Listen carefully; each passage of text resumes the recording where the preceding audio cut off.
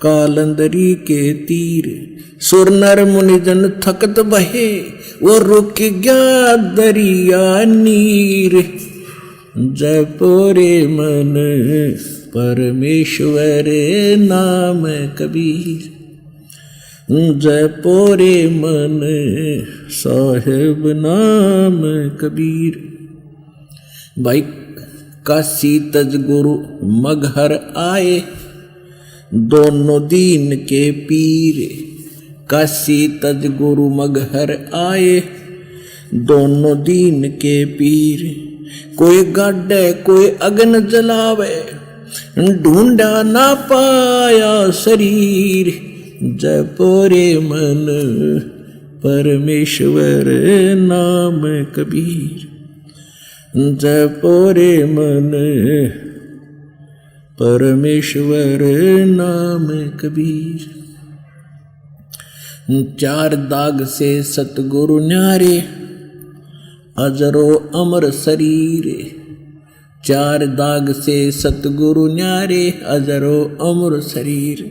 दास मलूक सलूक कहत है खोजो खसम कबीर।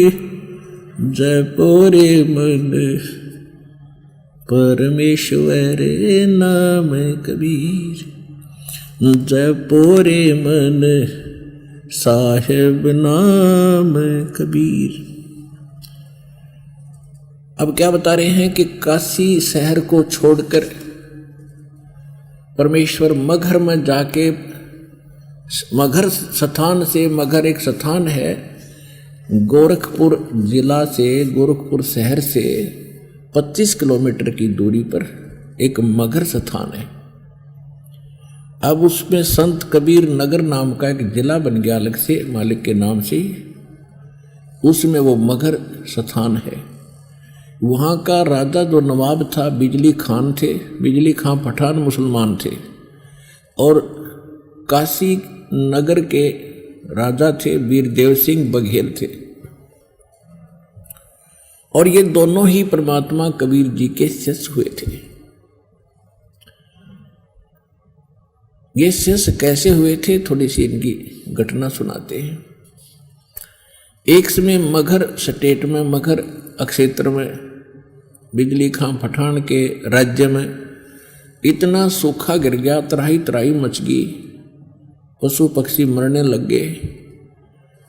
जितने भी हिंदू धर्म के, क्योंकि हिंदू और मुसलमान मगहर नगर के अंदर 50-50 हैं, पहले भी थे आज भी हैं।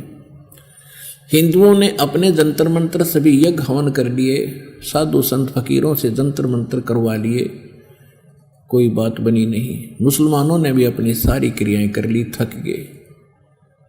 अब तो मृत्यु शेष नजर आवत थी। उसी समय किसी ने बता दिया कि काशी शहर के अंदर एक महान पुरुष रहते हैं, कबीर नाम है उनका। यदि वो रजा बख्श देंगे तो वर्षा हो सकती है, तुम्हारा जीवन रक्षा हो सकती है। वीरदेव सिंह बघेल ने 2 नौकर भेज दिए, सैनिक भेज दिए, सिपाही। और किसने, बिजली खां पठान ने 2 सैनिक भेज दिए काशी में। और वीर सिंह बघेल वहाँ का नरेश था, उसके नाम चिट्ठी लिख दी कि आपके शहर में कबीर नाम के कोई महापुरुष है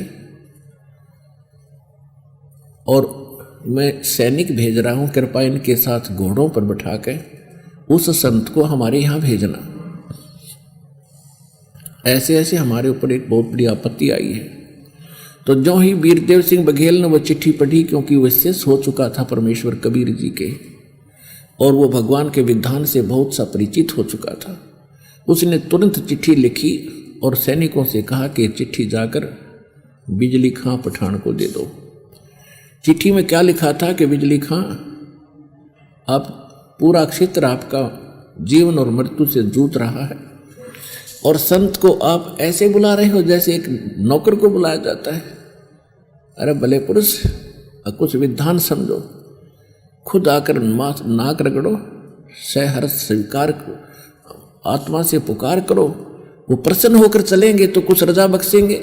यदि मैं बाई ऑर्डर भेज भी दूंगा और उन्होंने रजा नहीं बख्शी, भले पुरुष, कैसे कल्याण होगा तेरा। तो वो समझ गया तुरंत उसी समय सेना लेकर 10-20 अपने अंगरक्षक और घोड़े पर सवार होकर तुरंत वहां से चल पड़ा। वीर सिंह बघेल से मिला, वीर सिंह बघेल के साथ फिर वहां गए, परमात्मा के चरणों में दंडवत प्रणाम किया दोनों ने। तब परमेश्वर को उस वीरदेव सिंह बघेल ने परिचय कराया कि महाराज जी ये बिजली खां पठान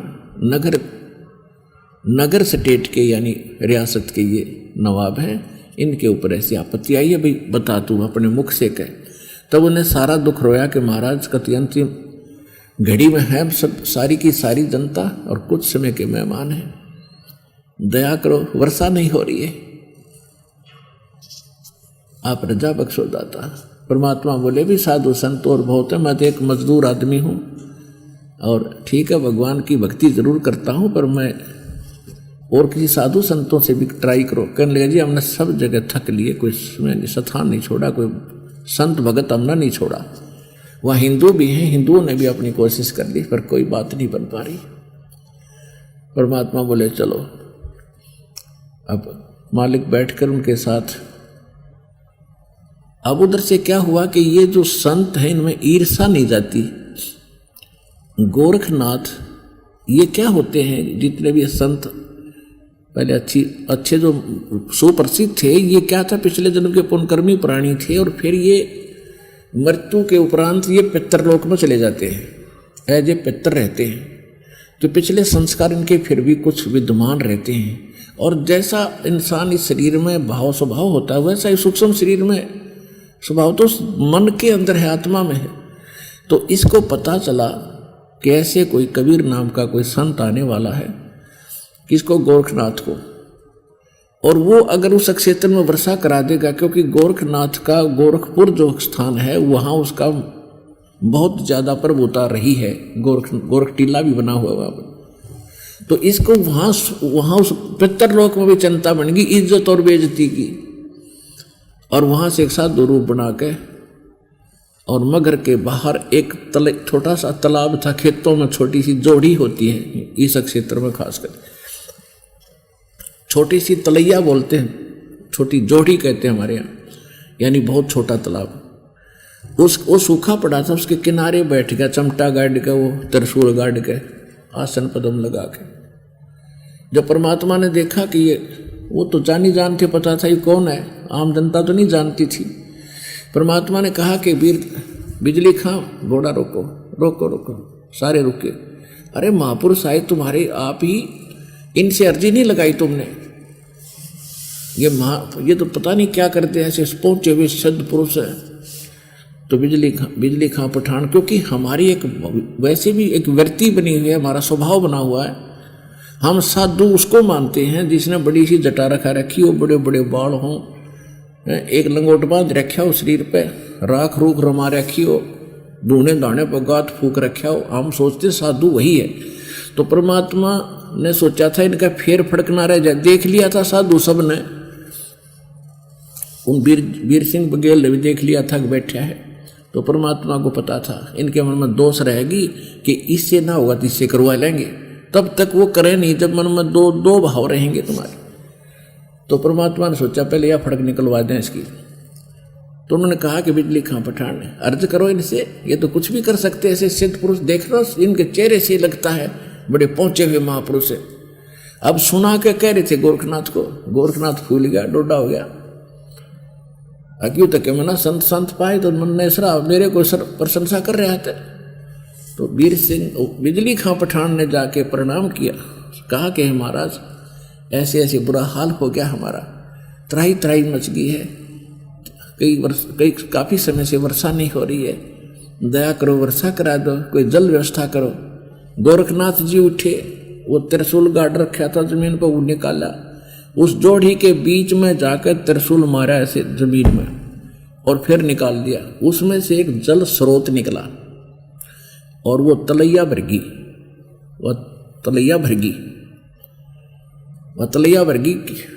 तो परमात्मा बोले कबीर जी देखो भाई रे, तुम कहाँ घूम रहे थे, तुम्हारे गांव के गोरे बैठे महापुरुष जो कर दिया ना पानी पानी। अब वीर सिंह वो बिजली खां पठान कहने लगा महाराज उस सिद्ध पुरुष से कि महाराज इससे तो एक दिन के भी पशु ना तृप्त हो सकते, वर्षा कराओ दाता। तो गोरखनाथ क्या कहता है कि तुम्हारे भाग्य में वर्षा नहीं है, तुम्हारे पुण्य शेष नहीं है, अभी तो 2 वर्ष वर्षा और नहीं हो सकती। वो आपके वहाँ कोई पुण्य नहीं है इस क्षेत्र के लोगों के, और मैंने ये अपने कोटे से दे दिया।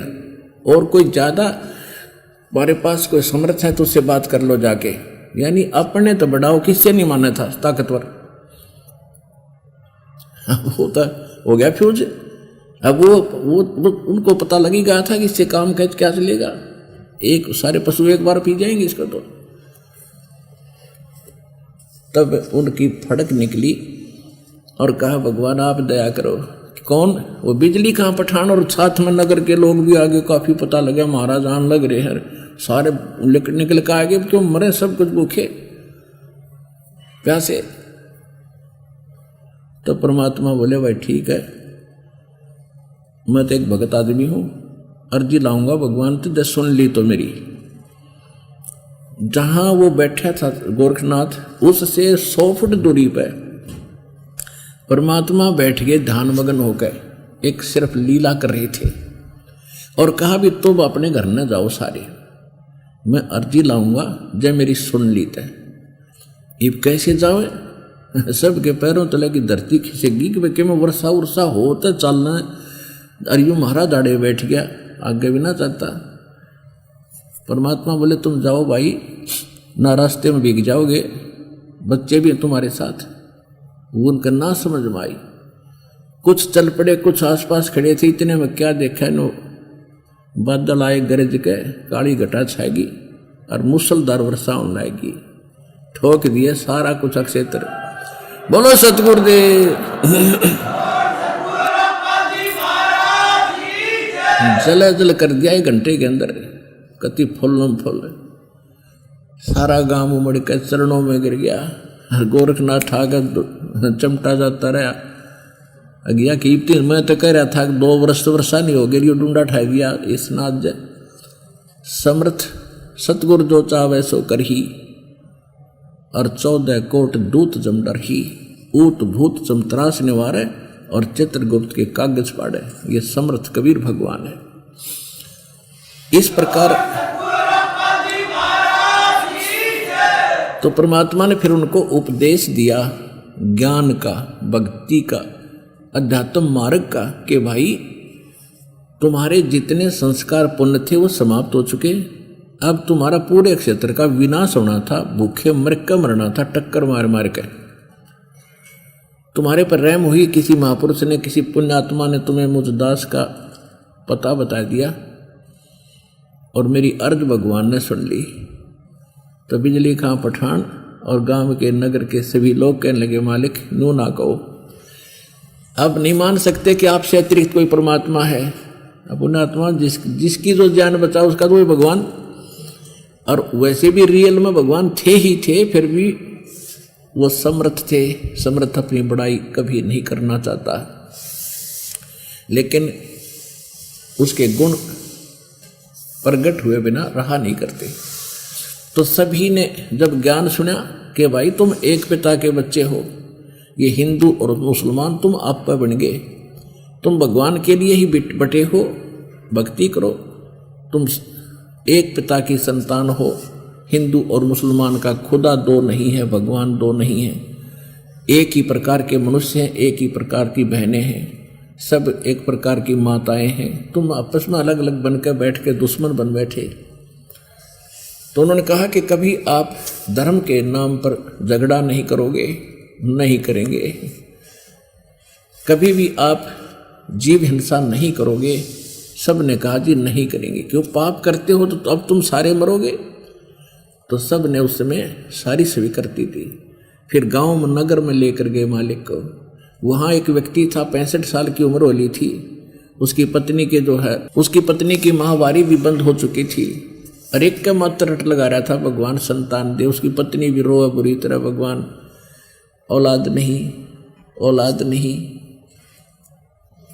तो परमात्मा ने आशीर्वाद दे दिया, भाई ये तो चल खिलौना दे दूंगा पर भक्ति भी कर लो। उसके 10वें महीने उस माई का लड़का हो गया।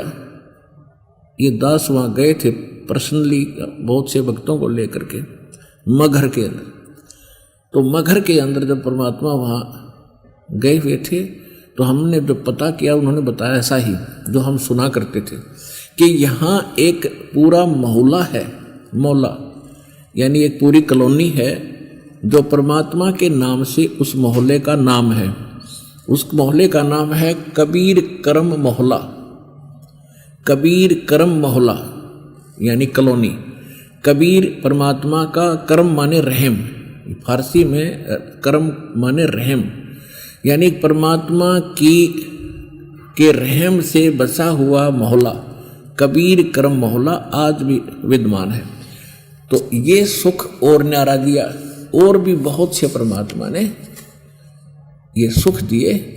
तो बिजली खां पठान और वहाँ के जितने थे सभी परमात्मा के शिष्य बने, हिंदू और मुसलमान।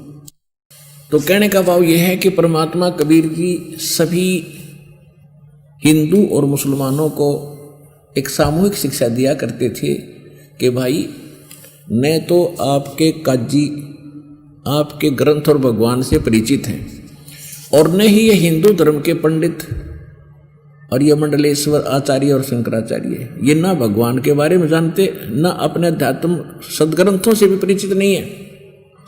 ये केवल आपको दंत कथा सुना के, लोक वेद सुना के अपनी रोजी रोटी चला रहे हैं। तुम्हारा जीवन नाश हो रहा है। मनुष्य जीवन कोई वैसे नहीं मिलता। जिस कारण से परमात्मा का बहुत विरोध किया करते थे कौन? काजी और मुल्ला, पंडित और मंडलेश्वर, और कहा करते थे ये धानक है, जुलाहा है, ये क्या जाने सदग्रंथों के बारे में, शिक्षा इसके पास नहीं, कोरी बकवास घटता है, ये झूठ बोलता है। तो उस समय हमने यह मान ली सच्ची कि कबीर जी अशिक्षित हैं, हमारे धर्मगुरु पंडित और मुल्ला और काजी ये पढ़े लिखे हैं, इन्होंने भगवान को ठीक ही जाना होगा। हम परमात्मा की उन बातों पर को भूल गए जो भगवान कहा करते कि ये कुछ नहीं जानते, तुम्हें भ्रमित किए हुए हैं, तुम्हारा जीवन नाश करते। वो हमारे गले उस समय ना उतरी, और आज क्योंकि परमात्मा ने हमें शिक्षित किया, उन्हीं सदग्रंथों से वो सच्चाई सामने आई। अब आपने सब न मान ली। आप वही आत्मा हो जो भगवान के साथ 600 वर्ष पहले भी रहे थे। 64 लाख से हुए थे परमात्मा के।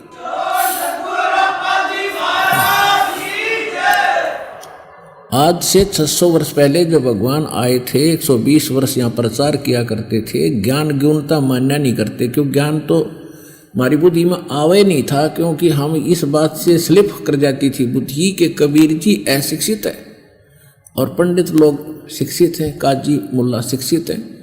तो ज्ञान तो हमने घना सा सुना नहीं, लेकिन परमात्मा तो समर्थ थे, हमारे पिता हैं, हमारे लिए भटक रहे।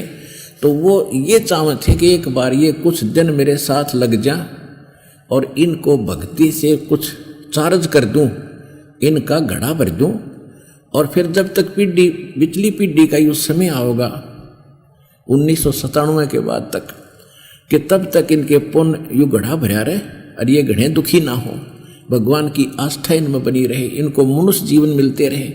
मनुष्य जीवन मिलते रहेंगे तो भगवान की चाह भी बनी रहेगी।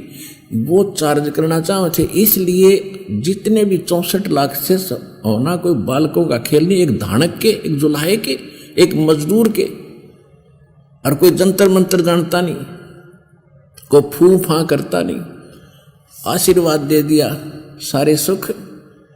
ऐसे कोड, ऐसे कैर टूट रहे थे जिन परिवारों पर परमात्मा के आशीर्वाद मात्र से सुख हो गया, ठीक हो गया। तो फिर सत्संग में भी आनंद आएंगे। सत्संग में आने से क्या होता है कि परमात्मा के वचनों से भी हमारी बैटरी चार्ज होती है।